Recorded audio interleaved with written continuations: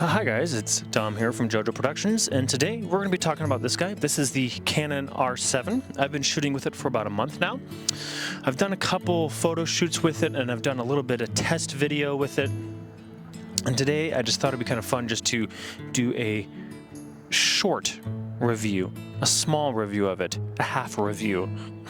So I'm going to talk about the good, the bad, the ugly with this camera, and then of course at the end I'm going to tell you who it's for. So we're here at a nice little place called Norm's Island, and we're going to take a walk and we're going to talk about the R7. So let's go do this thing. So the first thing that I want to discuss when it comes to the R7 is the ergonomics. It's a small mirrorless camera, and if you have bigger hands like me, this probably isn't going to be the most comfortable camera because my pinky basically hangs off the grip of the camera, so it is a little small, but if you have smaller hands, that's not going to be an issue. Other than that, it's not bad. It feels okay, kind of plasticky, a little cheap feeling, but this isn't like an R6 or an R5, so of course they had to cut the cost somewhere, and I think that if you can get past those things, I think you're going to have a camera that's just fine. It's durable enough. If you drop it, I'm not sure what's going to happen, but I wouldn't test that. But for the most part, the R7, it feels good. The ergonomics are fine. The first thing that I love about this camera, and I just cannot seem to get enough of, is the autofocus. The autofocus from the R7 is so good, especially because I shoot on traditional, DSLR cameras, and they do not have the autofocus anywhere near as good as a mirrorless. Now, yes, of course, I've shot mirrorless before, but this is my first, time actually using autofocus for myself, if that's what you want to call it. I don't know what you would want to call that. I'm being selfish about the autofocus. It's mine this time, right? Anyway, yeah. The R7 has a great autofocus system. I think it's the same one as the R3, which is really impressive, because the R3 is it was like a $6,500 camera, right? When it first came out, somewhere around like $5,000 when it first came out. And when this came out, it was like $1,600. So there's a really big difference there. But yes, the autofocus is incredible. It's the eye focus, especially when you're doing portraits. It's really good. It sees the eye when I can't even see the eye. Like when I'm doing backlit shots, the autofocus sticks, and it's really good. It finds the eye when I can't find it, and it autofocuses in backlit conditions way better than any DSLR I've ever shot. So I'm very impressed with the autofocus system from the R7. So yeah, this is definitely a big step up from any sort of DSLR. And now let's see if I can get up. I'm kind of old. Okay, there we go. All right, moving on. Let's go find another location. Here we go. The next feature that I want to talk about on the R7 is actually a physical feature. It is the spinny dial on the back of the camera. It's a really nice feature, and for the most part, you see the spinny dial on their higher-end pro cameras, the R6, the R5, 5D Mark III if you go back to the DSLR times.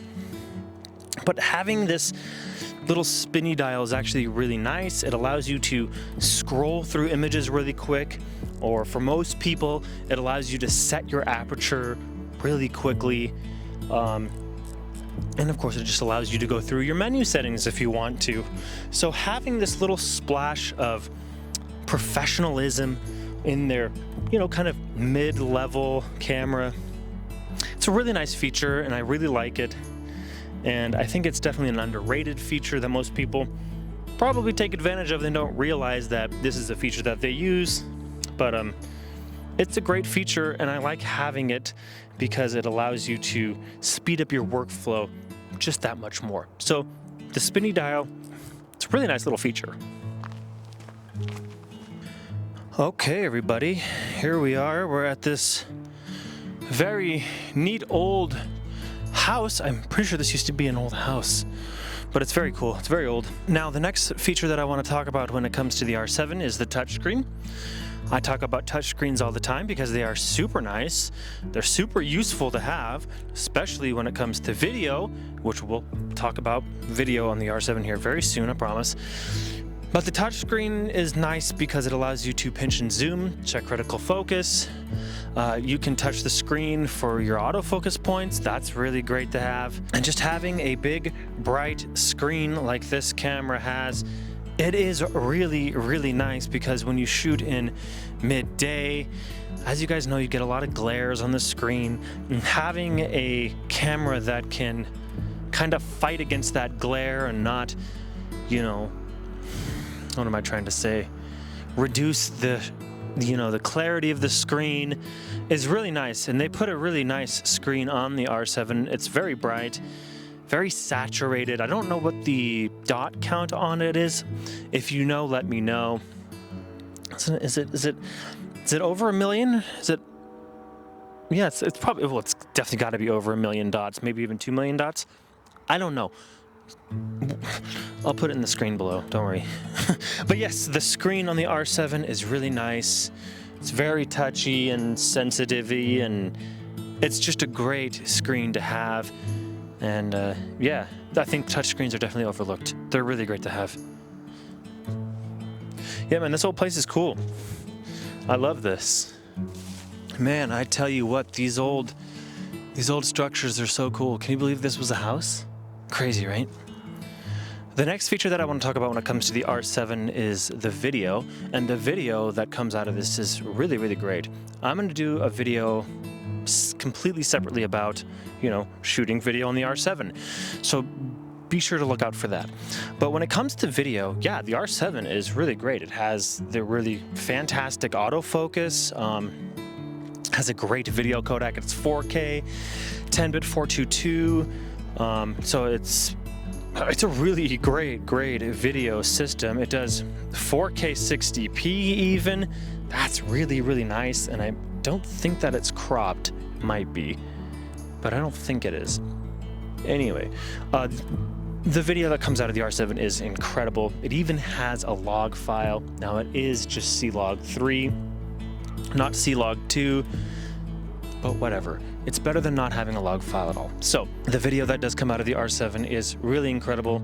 So if you need to shoot video, or you're looking at getting this camera for just video, it'll definitely get the job done. Like, I could see people using this next to, say, something like an R5C, or even like an R6 Mark II, something that also has a C-Log 3 profile. So the video that comes out of this is definitely no slouch. It is a very, very good video image.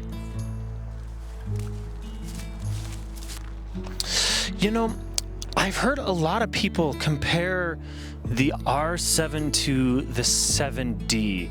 They say that this is the mirrorless 7D. And I guess they're not entirely wrong about that. I mean, both cameras, the R7 and the 7D, are mid-range, you know, semi-pro cameras. And both do video and photo really well. Though I would have to say that the R7 obviously is a huge jump up from the 7D. But yeah, I mean, they both kind of are like the same idea. I mean, both are just really great at video and photo, and both are definitely known to be, you know, sports cameras in their own liking. So yeah, I mean, I guess you could say that they're kind of comparable if you want to, but I would again say that the R7 is definitely a way better version of the 7D. So there's that.